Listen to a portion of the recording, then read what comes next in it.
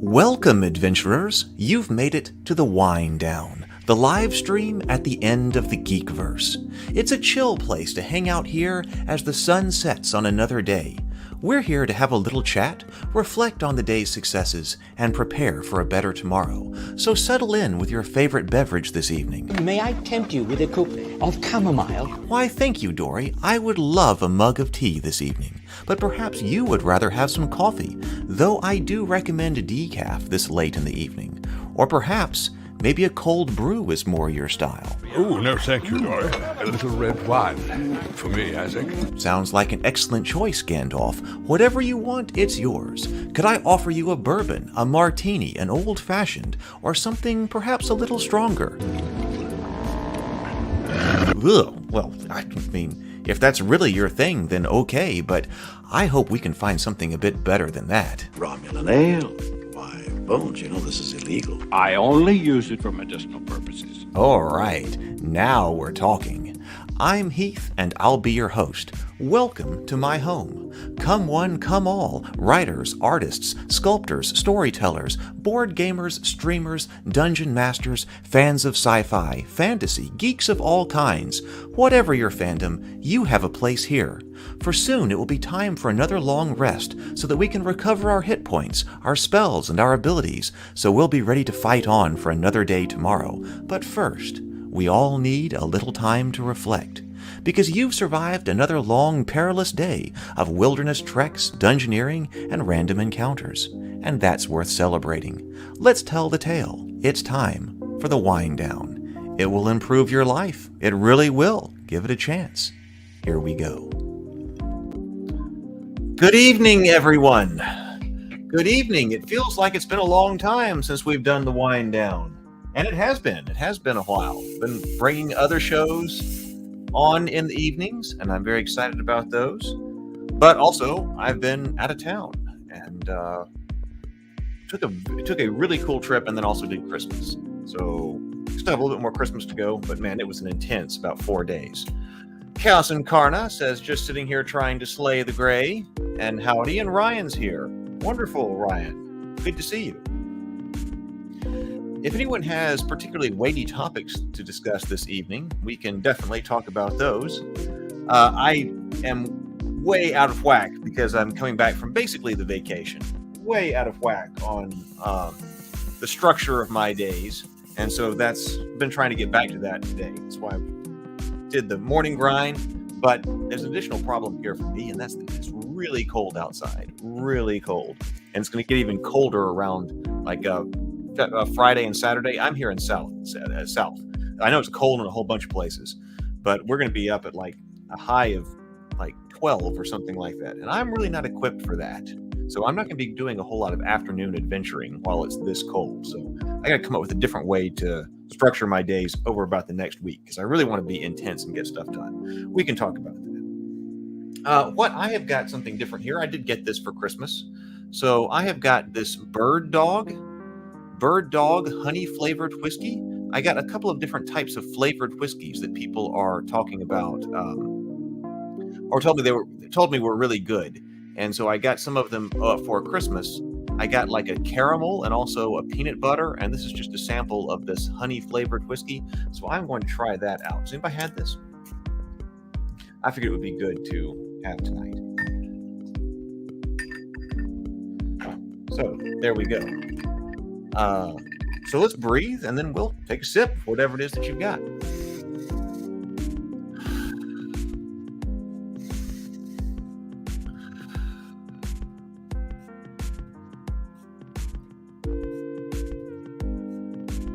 Well, that does taste good.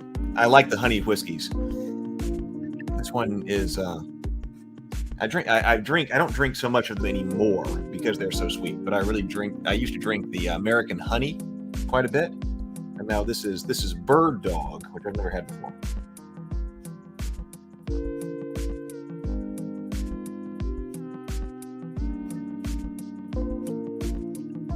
It tastes different than the American honey. Both of them good. This one might have actually a bit more bite to it than the American honey.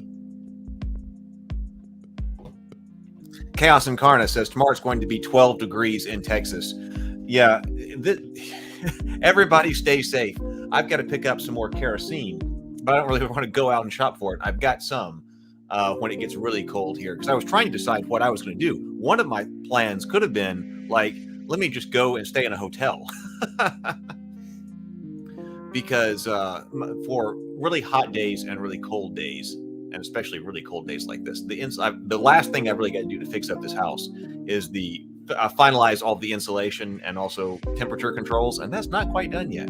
But on the other hand, I've been thinking that maybe what I do is just try to really batten down in here in this room and in the bedroom, because I had been thinking, and this was completely the wrong answer for me like 45 days ago. I was like, you know what, I should totally focus on just pretending like, you know what, I'm going to go pretending like I'm in a winter in the mountains and just try to do 3 months of just intense creative stuff here at the computer. And that was the bad idea, really, because I was in such a terrible space. The correct answer was what I was doing and actually starting the live streams and talking to people and getting out more.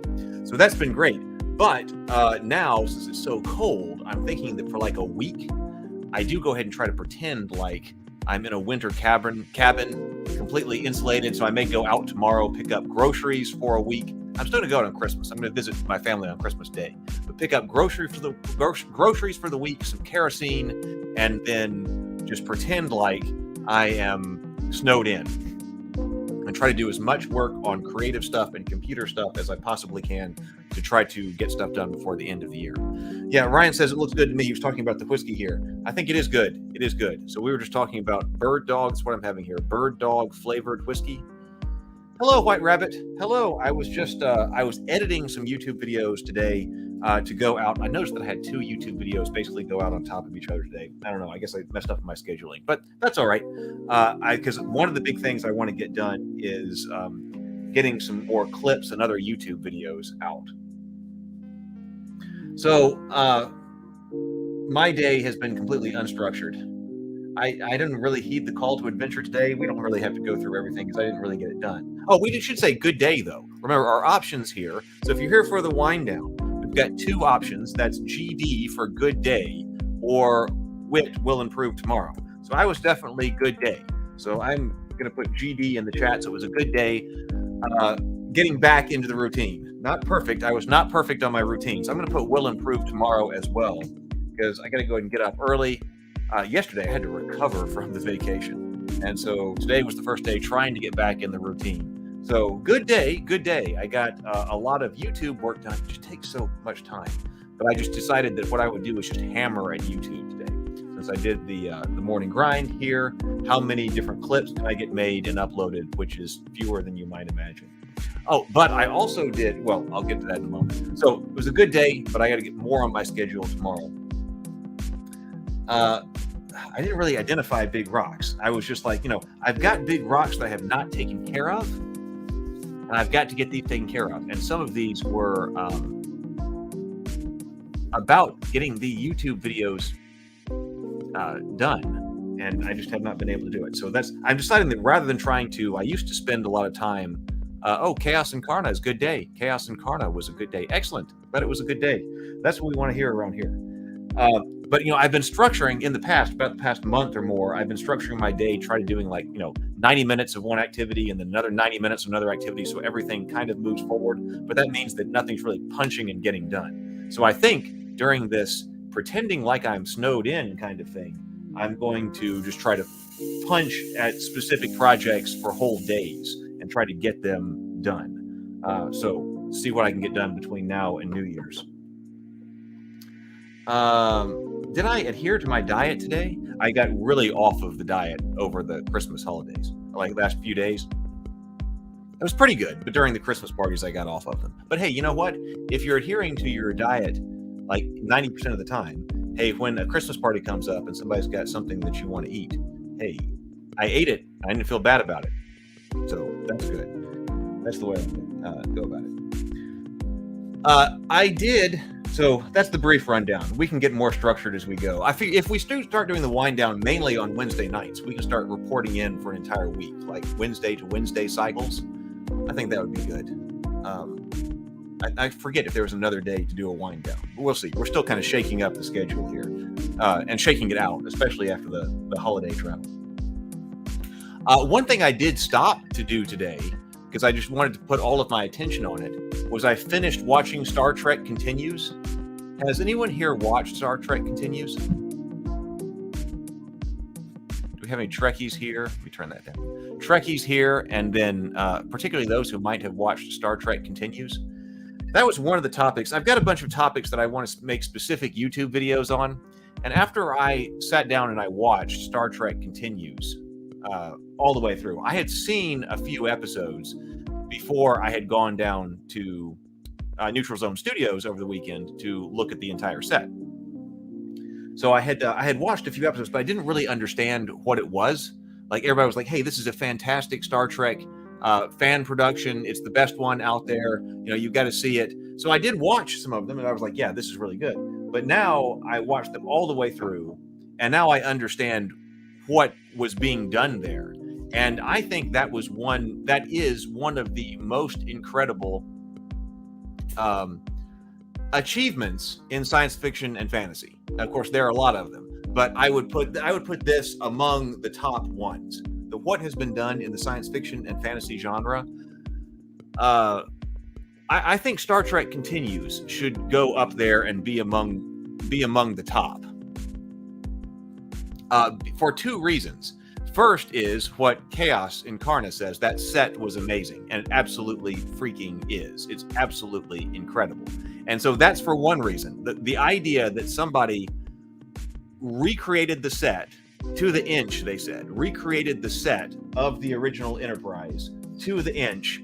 That would have been about 50 years, a little bit under 50 years later. I think it was built in the early 2010s. But the fact that somebody came in and reestablished that set as faithfully as it could possibly be done. And he was talking about even finding the switches that were on board the Enterprise. And of course, those switches aren't really available right now, like the rocker switches. But they found some of them because they were just plentiful at the time. But now they're kind of rare. But they found the actual rocker switches that were all over the bridge and of the Enterprise and other places as well, like the briefing room, and then cast them so that they would have a whole bunch of them and can put them, elsewhere. The replication of that set, so that in itself is an absolutely monumental achievement. That was brought back from the late 60s.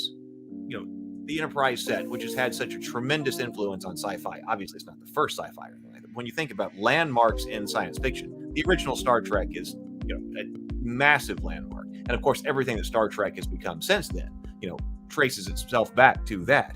And so the fact that it was replicated and that it exists again, and now it's there, is amazing. But then also the care at which everything else was done in that show, the integration, the respect of all the lore, and integrating that show into the timeline of both the original series and then leading right into the original motion picture. I wanted to watch the original motion picture as soon as I was finished with that. I didn't, because I had other things to do, but I watched about 3/4 of the last episode today, and I was like, man, I want to go right into watching the Star Trek, the original motion picture. And so those two things, it was the spirit. It captured the physical element, which is nothing small. It captured this, like, the spiritual element, I guess you would say, the spirit of what was trying to be done at the time. It integrated into the lore, and to me, it really shows what a group of people who love what they are trying to create can do. Right. I'm sure we'll end up actually talking about this again, because I did take on the stream, because I did take not this stream, but I mean on this channel, because I did take other video of it. I put out some shorts on the YouTube channel. You can go to the shorts YouTube channel, the short section of this YouTube channel, and see some of the shorts that I took of the sets, the engineering, the Jeffries tube, the bridge, of course, sick bay, and see what it was. I also put them out on Instagram as reels. But I also took other footage that I want to edit together, and that's I didn't get to it on my YouTube trying to get to, but I need to do that because, man, I want to be able to talk about that on the morning grind. But I also took other footage that I want to put together into a video. So I still got to edit that. So we'll talk about it more. But, I think that's kind of lacking today. We saw some kind of tweet a couple of weeks ago or 3 weeks ago or something about that some studio was saying they intentionally try not to hire people, or they don't want to hire people who are fans of the material that they're making a movie for or something like that, which is ridiculous to me.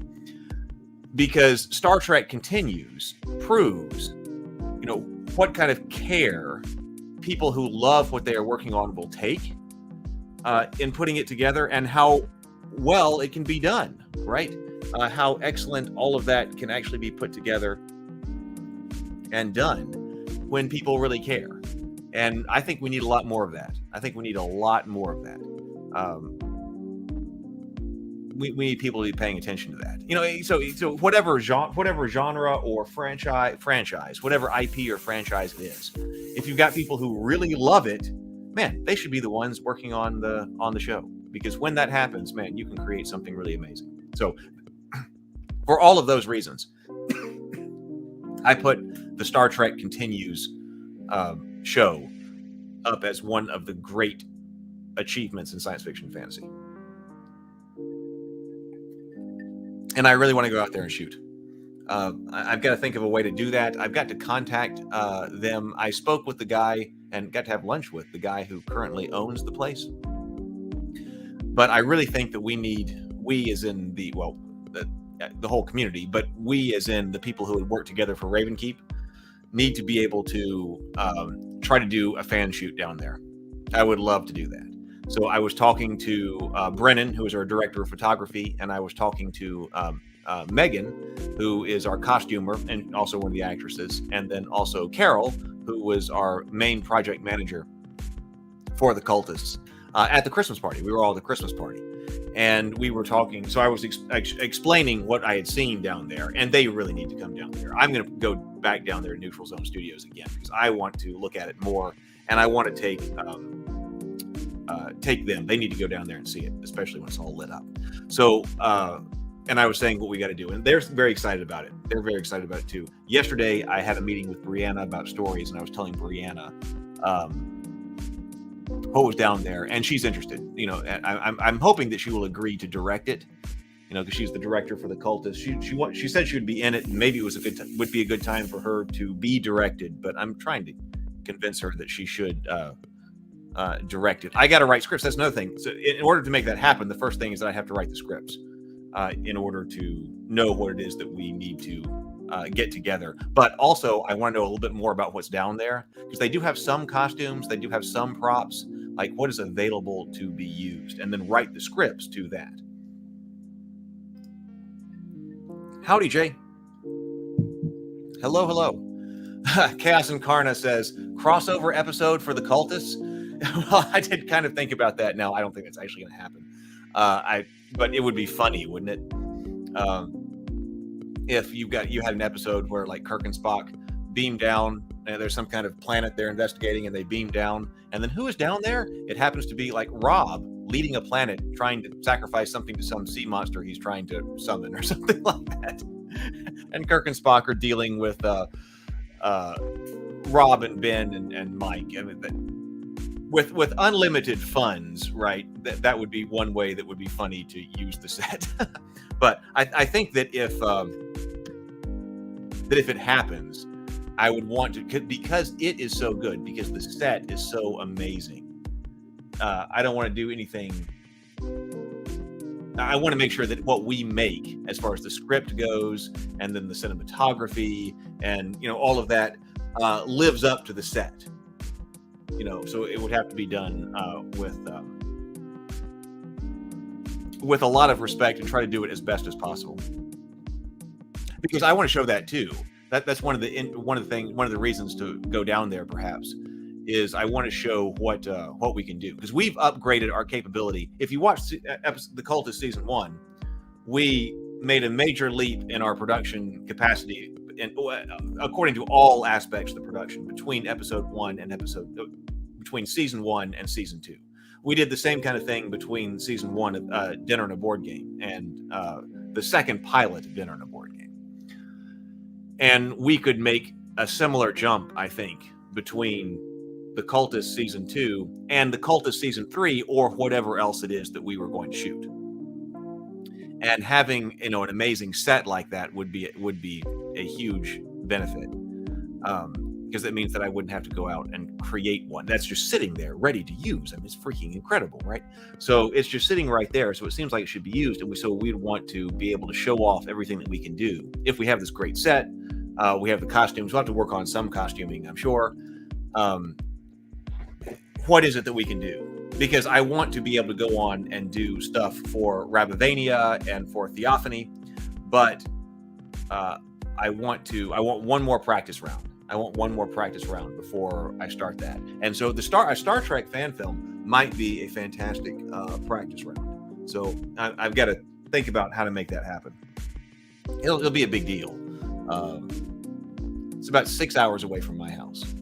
So just getting everybody down there, we'll have to stay in hotels, have to, feed everybody. It'll be a huge production. But I'm thinking shooting I'd like to shoot 3 days. If it were closer, I would say 2 days. But if you go down there for 3 days, by the time you do everything that is necessary to get an entire production team down there and all the actors, I think it's going to make sense to be down there for 3 days. But you got to coordinate all that. So I'm looking forward to it. I was so excited, and it just seems like something that has to happen. Just how can we be here in the Geekverse and not have that happen, right? How is that possible? It's not. So that's one of the things that I want to talk about. I gotta edit the rest of that video together. They were very generous in allowing me to shoot video there, and actually they do live streams there. Somebody was live streaming when I came in, so but I couldn't. Like I said, I didn't know what the status of that was, and there is no Wi-Fi there, so people were having to live stream. I guess they were live streaming by their phone connection, which I didn't have the strongest phone connection, so I don't know how that would work. But if they get Wi-Fi down there, an actual internet connection, they wanted to have more people come down there and do things like not only shoot, but do like live shows. So if I were to go down there again and they've got Wi-Fi, then I'd take everything to be able to stream live from down there.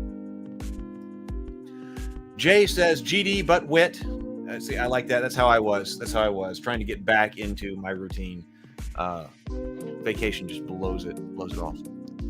Oh, Darren Noor says, was impressed with your Riddle of Steel channel exploits. Oh, thank you. I've thought quite a bit more about that game since we did that. Look into it. I clipped just the combat section, and I put that, which was a long section anyway, a deep dive into the Riddle of Steel combat. I've thought a bit more about that since we shot all of that, and I was wondering if for Fated Edge, when I was trying to get all of that, working on putting together stuff for that RPG, I was wondering if there could be like a real-time or the realistic combat module that can go in that's kind of based off the Riddle of Steel, because I do think the Riddle of Steel could be cleaned up a little bit. I like what it's doing. I like what it's trying to do with its combat system. We need to look at its sorcery system. We didn't get to do that, but it's supposed to have free-form sorcery and magic as well, so we need to look at how they do that. But I think that probably, that was published in 2001 or something like that. It was a while back ago. So probably it needs to be cleaned up and try, and kind of modernized. I bet there are ways to clean it up and modernize that idea of a combat system. But it was interesting. I haven't seen anything quite like that since. Freeform magic, though. I don't remember its magic system. I remember its combat system. Now, I didn't remember all the details or a lot of the details, but I don't remember any of its magic. So Darren says, go check out the more accessible Codex Martialis. I have no idea what that is. As somebody who has already tried to update the Riddle of Steel, it says It's designed to engage that feeling of being in a brawl. I'm reading from its page on Drive-Thru RPG right now. Codex Martialis is designed to engage that feeling of being in a brawl so that combat can be more seamlessly become part of the story. Whether your RPG is about armed hobos kicking in dungeon doors or heroic avatars of good and evil battling it out in the clouds, this helps you tell that story up to and including the bloody bits while retaining a sense of immersion and agency. Using the Codex, you can emphasize attack, defense, or maneuver just like you would with sword in hand. Your choices of kit and training affect how you fight and are part of the story. Combat is drama. I like that. It's an acceleration of the story and escalation of tension. I agree. It should not stop the story or become a detour. It should add to the story, intensify it. I didn't know about this. This seems like exactly what we need to check out on the Morning Grind. Let me make note of this. Morning Grind. Topic. Codex. Oh, this just came out too. It says it's this says the 2022 edition. So this is new. Codex. At least this version. We created combat rules to bring this all together in an intuitive manner. Let the gamer experience some of the natural flow of decision-making, dilemmas, and innovations that can take place in a fight. This is the complete core rules for combat using the Codex Martialis system, with new sections for horse and mounted combat, OGL feats and compatibility, chart sample characters. Okay. Yes.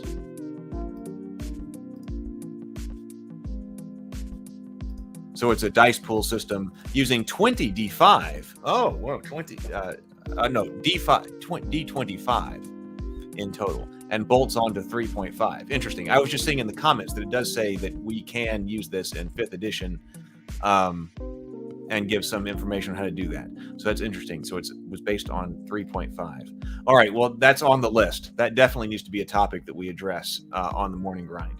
I'm interested. I agree with its philosophy that it was writing out there. That 5D20 pool, and the Riddle of Steel used D10s. But okay. So I was thinking about that because in Riddle of Steel, we've got both sides roll. I definitely will. That is on the list for one of our topics of the Morning Grind. We've got lots of topics to cover, but this one needs to be there. I was thinking about the Riddle of Steel in the context of what I had been saying about my philosophy of both active attack and active defense. And I had been saying that I generally, if you just ask me, I would say that I prefer that. That's what I'd like to have. I would like to be able to have an active defense system. And that probably comes out of my having, experienced Hero Quest as my earliest introduction to this type of gaming. Because Hero Quest has an early attack roll and an active defense roll. So generally, I would say, all right, I'd like to have that, except for in a lot of the game design, when I get down to the actual nuts and bolts of the game design. First of all, it does slow the game down because you've got to have 2 different rolls in order to resolve, at least 2 different rolls in order to resolve combat. And actually, Trey was just talking about that in the Discord server because we looked at Into the Odd this morning. And Into the Odd does not use an attack roll. It just uses the damage roll. The damage roll is your attack roll, which does speed things up. So that's the simplification. But if you're going attack and defense, you also potentially have damage. So that's 3 rolls, and it may be too much. And what I found from a game design standpoint is that often, or is the case that if the attacker and the defender are both rolling the same random element, then they're canceling each other out. Don't do that. Now, Hero Quest works for that because the attacker and the defender are most often, or can be using, and they most often are, using different numbers of attack dice and defend dice. You can see, and that the probabilities of the dice are different, because you've got skulls and you've got white shields and you've got black shields. But if you're in a situation with like a D20, and okay, hey, let's roll the attack roll. Here's my attack bonus. That's your defense bonus. I'm going to roll a D20 and add my attack bonus. You roll a D20 and add your defense bonus. You're basically canceling each other out. There will be times when the dice roll flips it, and that will also depend on how large your modifiers are compared to whatever die you're rolling. There'll be times when it flips it, but most of the time, what's basically happening is you're canceling each other out because you've both got static something and then you're both adding the same kind of random element to it. So when you're doing something like that, I think it makes sense to go no active defense. You just don't have active defense. Because mathematically you don't need it. But in a system like Riddle of Steel, that's got attack and active defense, you're not rolling the same random elements for both attack and defense. The number of dice, you're rolling the dice in the dice pool, but the number of dice you're rolling for attack is different from the number of dice that you're rolling for defense. So your random element isn't canceling each other out with the Riddle of Steels, the way that sets that up. And you actually get to make an active decision about how many of your combat dice in your combat dice pool you're going to allocate to attack and defense. So it's not even just a static random element. You make a decision about how much how much strength because of the dice you're going to allocate to attack and defense. And the attacker and the defender will be rolling different numbers of them. So that's a really interesting part of that game, I think. And it allows you to have the active attack and active defense without mathematically or statistically canceling each other out. Darren says, does not Rollmaster attempt this with splitting the OB? Yeah, I think it does. Yes. So yeah, in Rollmaster and I believe in MERP as well, you've got your OB. Well, see, there is a defensive bonus as well. But yeah, as far as I remember, it's been a long time since I played Rollmaster. I've read the MERP stuff more recently than that. But I believe that you're right. Now, in that game, you're rolling a D100. You're rolling a percentile die for your random element. And especially, at least at lower level, as I was playing that, your OB can be rather low. But yet you can allocate some of your OB, your offensive bonus, to your DB, your defensive bonus. But that's the static bonus that you're changing around. It's not the random element. Darren says, yes, but the context of the engagement matters. You say you were stalling to wait for your buddy to come up. Yeah, the context of the engagement matters. Say you're stalling to wait for your buddy to come up. Sure, yes, the context does matter. Dark Master does this. Yeah, I read Dark Master too. Dark Master was recommended to me. A lot of people who, when I went through and I did the MERP read through of the how to play rules earlier this year, a lot of people in the comments were saying, oh, you've got to play against the Dark Master. And so I did get that. And actually, they sent me out a copy of the core rule book, which was very nice of them. So we went over against the Dark Master on the morning grind. And I did like it. I think that if I were going to play that style of game again today, like I said, I have not looked at Rollmaster and what Rollmaster is doing in a long time. I should. That's another thing we should look at on the morning grind. But I think if I were trying to do MERP again, I think I would do it with the Against the Dark Master rules, because Against the Dark Master does seem to have modernized some stuff. Now, some people I think will think that went too far. I've heard in the comments, but from what I looked at, I think I would try Against the Dark Master rather than MERP again today.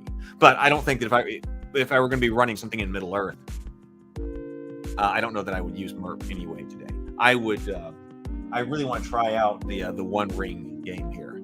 I've got it, and I really want to try that out. I hear great things. Well, I've heard there's one guy in the comments who really does not like the One Ring. He says there's a terrible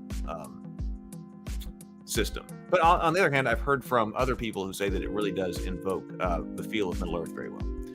Darren says, I just ordered the DM book, the Dark Master book, to use in the Middle Earth Angmar campaign. Your show got me going on DM. Oh, well, that's fantastic. I'm so glad. That's great. I think I know the book that you're talking about. See, I think you're doing it right. I think that if you were if I were to play that, like if I were going to do the Angmar campaign, and I wanted to use those rules, I would definitely, I believe, use Dark Master. It should. Let me know how it goes. Do post about that. Let me know how it goes. I'd be very interested to know. Here it is. Oh no, that's Codex Prime.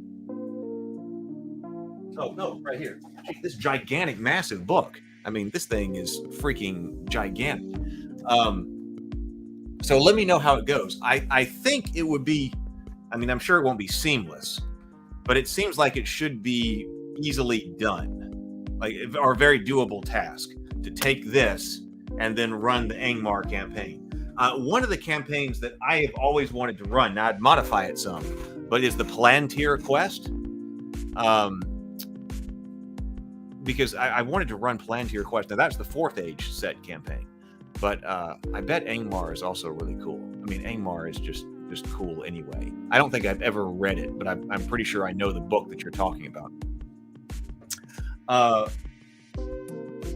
See, I don't know how I would run Palantir Quest. I would say that probably what I would do is I would take Palantir Quest and run it using some other system, or try to use the One Ring system or something like that. But on the other hand, updating it against the Dark Master and just trying to use that style of rules might be cool. I'd strip out some of the magic and stuff like that.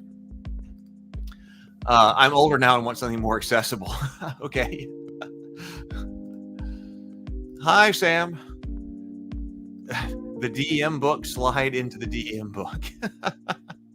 Okay. Rollmaster Unified has some seriously crunchy action economy. Too much for me. Rollmaster Unified? Is that the new Rollmaster Unified?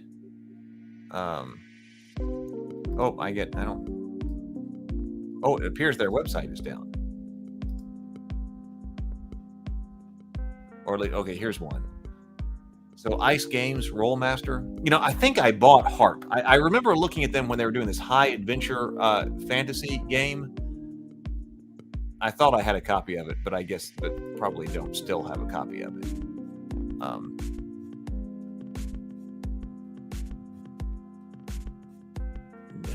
Well, I don't really see on this website what's going on. But, their website's not doing very well. Darren says, we plan to graft on some Rollmaster rules into Dark Master. So Rollmaster Unified. I need to look that up again. I had some friends who loved, I actually had 2 different, friend groups who loved playing Rollmaster. Who thought that was their system. So I got to play with them. So I played Rollmaster, but that's been a long time ago. But I had 2 different sets of friends who had gaming groups who played a lot of Rollmaster. And one of the reasons that one of my friends really loved Rollmaster was because he said that it doesn't matter if you are King Arthur at the height of his power, wielding Excalibur, you can still drive a sword, accidentally slip and fall and drive Excalibur through your own throat and die. Now, that's a play style that some people won't appreciate, but it was clearly the play style that they really loved. Of course, that's all that matters. Oh, so Rollmaster Unified is on Drive-Thru RPG now? Drive-Thru RPG.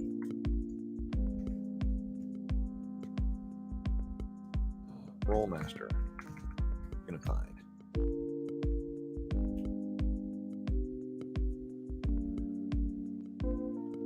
Well, is the Rollmaster? Let's see. Let's just try this. Search the main site. Rollmaster Unified.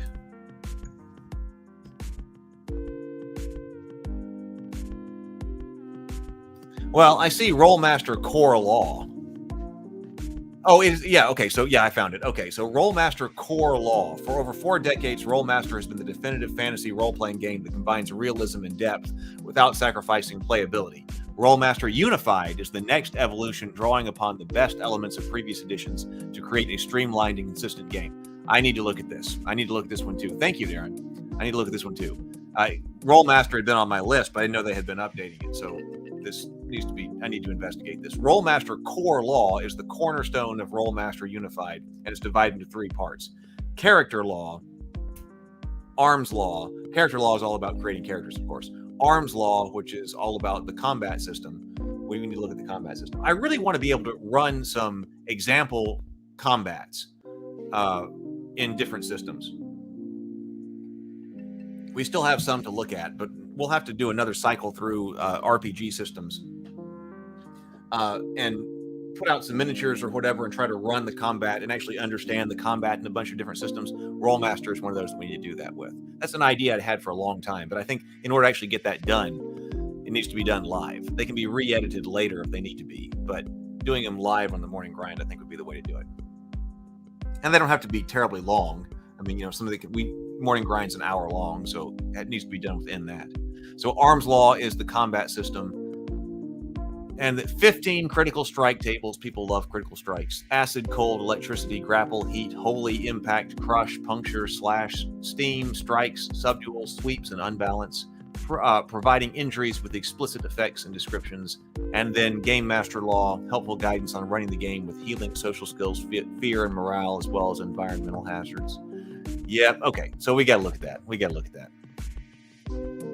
Yeah, that's we got to check this out.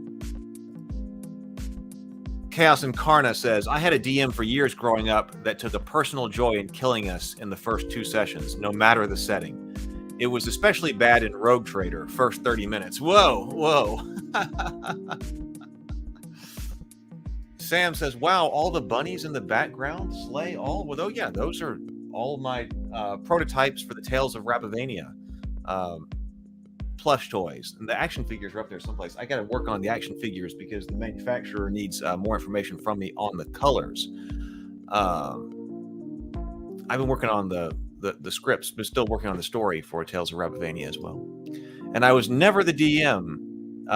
Def is fierce to do. In Dark Master or DM Dungeon Master or Dark Master, the game. I was never in Dark Master. Darren says, check out the action points for Unified. It melts my brain. It's crunchy full on. Okay, I will. Now, see, I enjoy both of those styles of gaming. I have enjoyed really, really crunchy kinds of gaming and very simulationist kinds of gaming too. Especially, I was into GURPS for a long time. I was really into GURPS. I still am. I still really enjoy that side of things. And also with MERP and things like that. Now, I didn't get deep into Rollmaster. My friends did. Like I said, I played it, but I didn't get deep into it. But I really liked that kind of gaming. But I also like the more narrative, theater of the mind kind of gaming. So I appreciate and enjoy both of those. But right now, I'm kind of drifting toward the more narrative for my current interest in gaming. This has been a really great this has really been a great discussion. Well, it will impress then. I'm sure it will. I don't hear too much about it.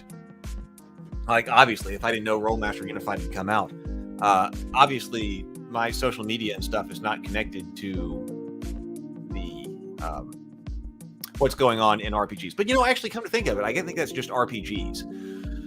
YouTube shows me a lot of stuff about movies and TV shows, but not so much about different kinds of game systems. I must not have trained the algorithm to do that quite so much, or on Twitter for that matter.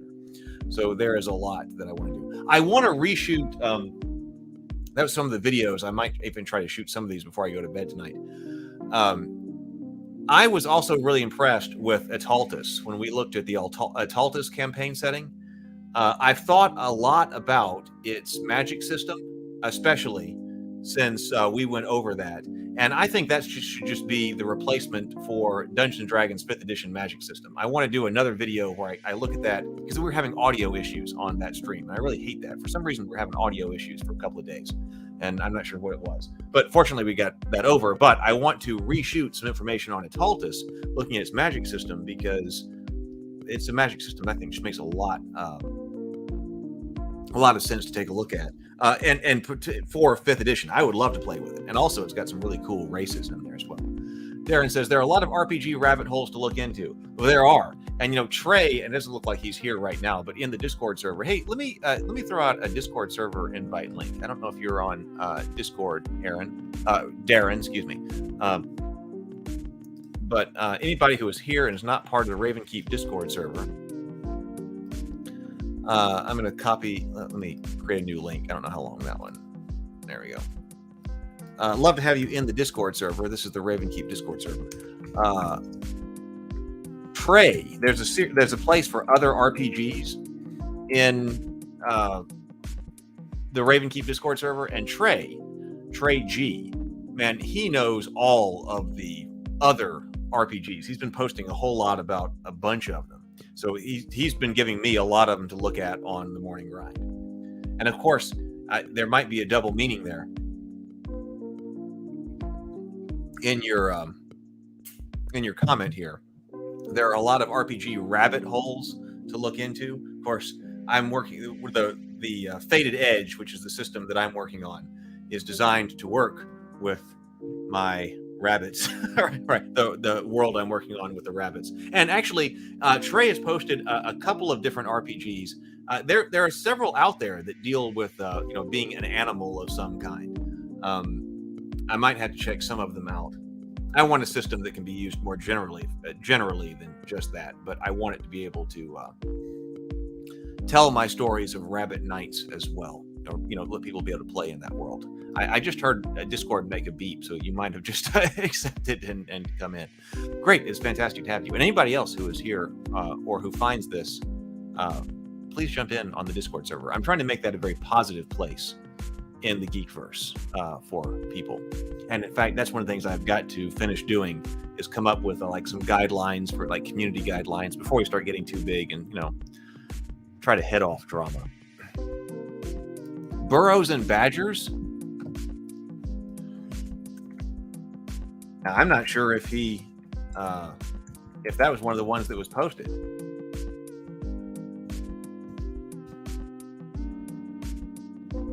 I don't think it was. Well, that says it's a skirmish game. Oh, this is interesting. Well, we're gonna have to look at this one too. Let me make note of this. Morning grind topic. Because I do like skirmish games. That's another thing that I would love to be able to do. Morning grind topic. Burrows and Badgers. I bet he didn't post it because he was posting RPGs. But this says Burrows and Badgers is there might be an RPG version as well, but what I see is a tabletop skirmish game. Burrows and Badgers is a tabletop skirmish game of anthropomorphic animals that takes place in the kingdom of Northumbria, the realm populated by mice, badgers, moles, toads, and numerous other beasts. Oh, it's published by Osprey Games? Interesting. Are made up of... so they have models as well? They've got miniatures for it? I'm gonna have to check that out. Oh, I see the miniatures here. They look very different than the Rabavania, which is good because they've got a very high fantasy look to them. Well, maybe it's high fantasy, maybe it's not, depending on your definition of high fantasy, but it's definitely later period than Rabavania, or what I'm seeing is. Mouse Knight, small. That's cool. That's cool. See, there's nothing, there's nothing new under the sun, right? Yeah, it's a skirmish game. Yeah, so that's what I was looking at. I was looking at the right thing. Now GURPS had, I believe wasn't it Bunnies and Burrows? Yeah, Bunnies and Burrows. Oh, we have a new Bunnies and Burrows, just the fantasy role-playing game. Oh yeah, GURPS, Bunnies and Burrows. There was a GURPS version of this as well. That was basically not Wuthering Heights. What was the story about rabbits? That role-playing game. And like the rabbits in that game weren't wearing armor and wielding swords. But Bunnies and Burrows or B&B. We should probably look at this. Man, I think I've seen this art. Bunnies and Burrows. Hang on, let me bring this up because I want to say that I have seen this art. Saricia Precision makes terrain for bunnies and badgers too. I may eventually have to contact these people. There's so much work to do. But when I looked up this, I want to say that David had pointed me in the direction of what he thought the Rabavania art should look like. And I want to say that, man, I've seen these pictures before. I do love that cover. I do like the look of that cover. Now, like, my rabbits wear armor and wield swords and, you know, build castles. But I do like, I do love that art style and the way that they look in general. I would want to armor them and stuff like that. But okay, so Bunnies and Burrows role-playing game has been out for a while. Well, we'll have to look at this one too. So many, yeah, rabbit holes to go down, including these. Published by Fantasy Games Unlimited in 1976, centered on intelligent rabbits. It introduced several innovations to role-playing design, being the first game to allow players to have non-humanoid roles and the first to have detailed martial arts and skill systems. Fantasy Games Unlimited published a second edition of the game in 1982, and the game was modified and republished by Steve Jackson Games as an official GURPS supplement in 1992. That's what I remember. This one right here, GURPS, Bunnies and Burrows. I guess I had the idea for Rabavania at the time, because I've had the idea for Rabavania ever since 6th grade. That's probably why somebody sent this one to me, because at the time I was getting into GURPS, and so I'm sure that's why that was sent to me. All right, we'll have to check that one out too. All of those. So much to do. All right. Well, this has been an extremely productive conversation, and this has also been exactly what I think the wind down should be. You know, it's a chill place to kind of relax and talk about geek stuff at the end of the night. So I definitely needed that. I've been trying to, decompress from the trip and the holidays and trying to get back in action. And this is good whiskey. I've been enjoying this. It is whiskey, the flavored whiskey, the Bird Dog.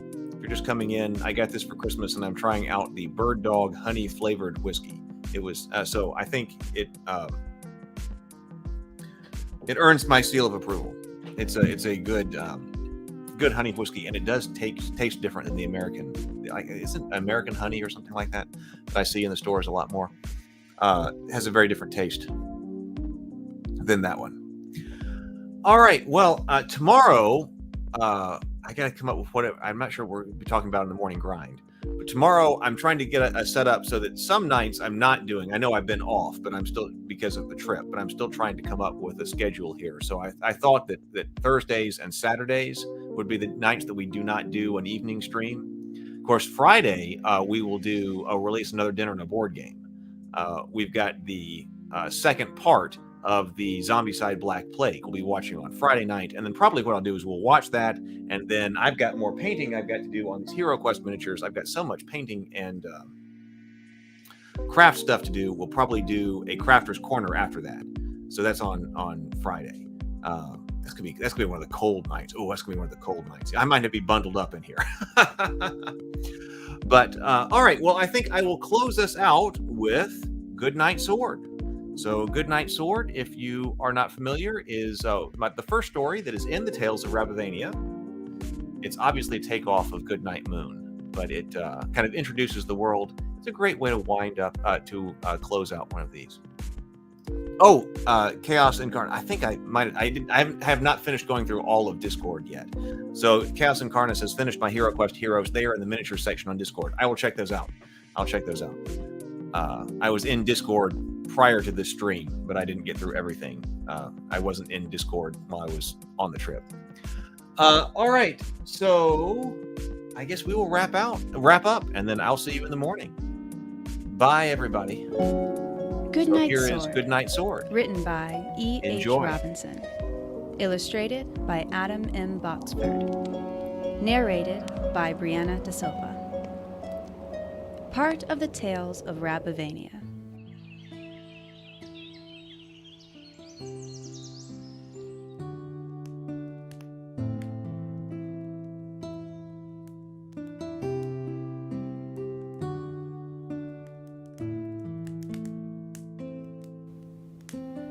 Goodnight Sword.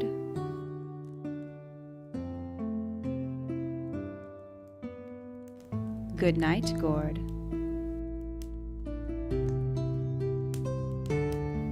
Good night, guards who keep us all safe. Good night, dagger, and the iron hauberk. Good night, cheese.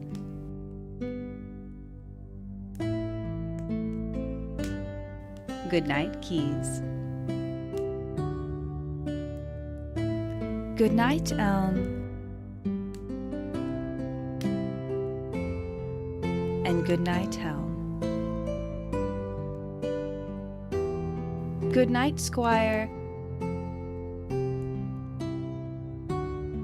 And good night, liar. Good night, shield. And good night to the lance only the gallant wield. Good night, banner. And good night, jewel. Good night, gruel. Good night, knights. And good night to the old soldier who says time's been cruel. Good night, maiden fair, whose favor I bear. Good night, rabbits everywhere.